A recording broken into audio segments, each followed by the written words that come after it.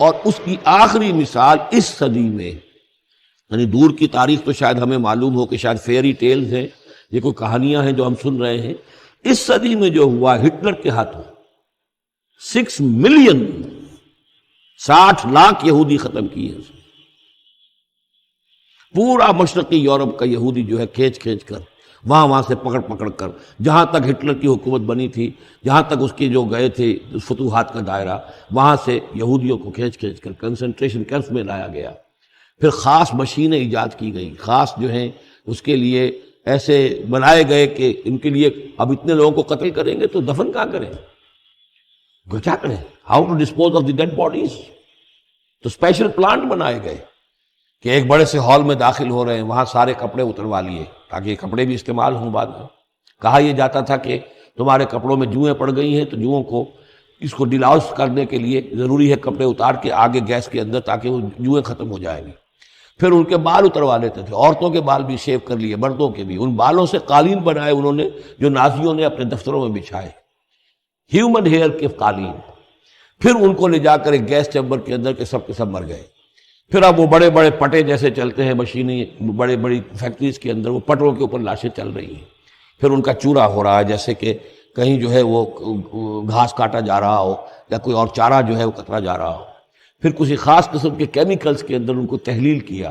کہ آخر میں کیا نکل رہا ہے، نہ کسی گوشت کا پتہ، نہ خون کا پتہ، نہ ہڈی کا پتہ، کسی شے کا پتہ نہیں، ایک بدبودار سیاہ رنگ کا مائع باہر نکل رہا ہے، اور اسے وہ لے گئے اپنے کھیتوں میں اور اسے بنا لیا کھاد۔ یہ کام اس صدی میں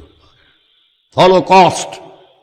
اس میں زیادہ سے زیادہ یہ کہتے ہیں کہ یہ کوئی مبالغہ ہے 60 لاکھ کا، 40 لاکھ، تو 40 لاکھ بھی تو کم نہیں ہوتے، 40 لاکھ افراد کا اس طرح ختم ہو جاتا۔ استأذن ربک لیبعثن علیہم الی یوم القیامہ، ان کا آخری وقت تو اب آنے والا ہے، وہ زیادہ دور نہیں ہے، لیکن اس سے پہلے جیسے شمع بجھنے سے پہلے بھڑکتی ہے، لہذا وہ ایک بھڑک ہے اس کی کہ جو یہودیوں کی ہے، اسرائیل ہے، ان کی طاقت ہے، ان کی قوت ہے،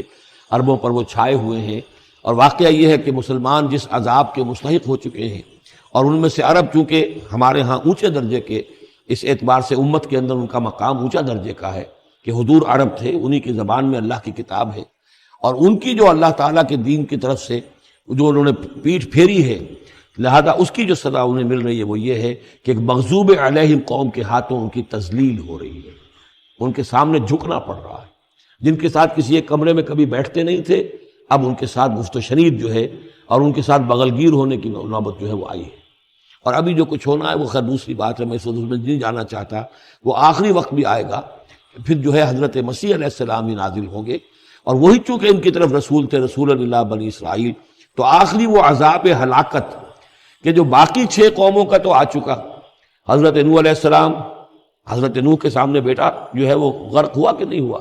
حضرت ہود، حضرت صالح، ان سب کے سامنے جو ہے ان کی قومیں ہلاک ہوئیں، تو اب حضرت مسیح کو اٹھا لیا گیا تھا، وہی آئیں گے